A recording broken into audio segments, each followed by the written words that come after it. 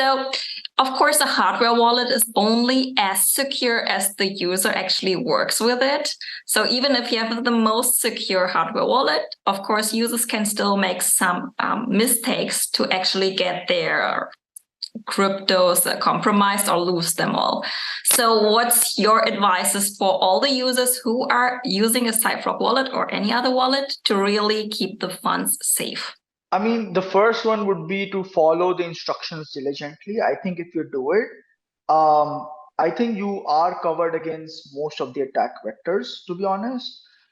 When it comes to hard wallets, if you or wallets in general, there are generally two kinds of attacks that happen. One is sort of the remote attacks, and is sort of the physical attacks, right? So remote attacks, generally most of the hardware wallets are very good at protecting against that because your keys are never online. Those are kept always offline. What we specifically very are good at solving is the other set of attacks, the physical attacks or maybe even a seed-phrase compromise. The way we architected our product is, even if you are viewing the seed phrase on the Cypherock X1, we show a big warning saying, hey, if you give this seed phrase to someone else, they can take out your assets. So we're basically, embedding education during the process itself. Whereas with other wallets, because the seed phrases are exposed and most of the users are careless about them, so that's the reason why it's a much higher chance of you losing your assets because of that, if you want to stay more active in the game, right? Yes.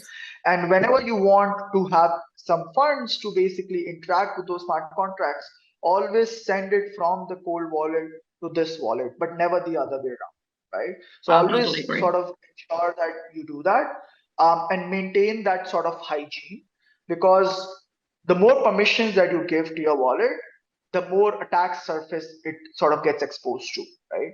That is where it sort of becomes challenging. The way we sort of at least help in management here is because our product allows you to have multiple wallets in the same product. So you can basically create like one wallet for your cold storage, one wallet as like your backup of the MetaMask that you're using for doing DeFi NFT stuff, right? So and that way, even if those two wallets have different set of permissions, those are always sandboxed. So one wallet cannot interact with the other at all, right? So if your MetaMask gets hacked or whatever, or the funds get drained, that will not impact the other wallet in the same Cypherock X1. Right? Yeah, this so also like something I'm always telling everyone: have your funds on different wallets and have one just for storing, one which is transactioning and working with smart contracts and everything. So really separate things for sure. 100%.